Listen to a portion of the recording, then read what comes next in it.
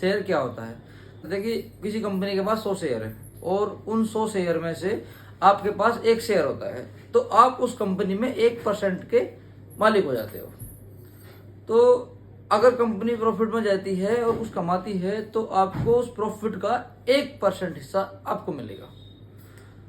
और अगर वो लॉस में जाती है तो उस कंपनी का जितना भी लॉस होगा उसका 1% आपका होगा। अब मैं आपको बताता हूँ सिंपल भाषा में। जैसे सपोज करो कि एक खेत है, पे लेना चाहता है, यानी ठेके पे देना चाहता है। तो एक रामू आए, रामू बोले कि भाई तुम लोग खेत ले रहे हो, क्या मैं भी तुम्हारे साथ खेत ले सकता हूँ? उसके पास इतना बजट है नहीं खेत लेने के लिए। तो वो क्या कहता है कि एक काम करते हैं, 10,000 रुपये में खेत आप ले रहे हो तो 500 रुपये मेरे से ले लो। तो उनको ठीक है, हम 500 ले लेते हैं। तो मान के चलते हैं कि अब वो क्या होता है कि वो उस खेत का मालिक बन जाता है। 1 साल के लिए वो खेत लेते हैं तो वो 1 साल तक 500 रुपये उसमें लगाते हैं, तो जितना उसका परसेंटेज होता है तो उस खेत का मालिक होता है वो।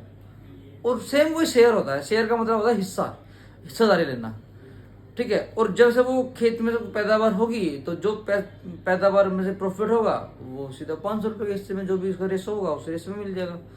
तो यही होता है कि शेयर का मतलब कि शेयर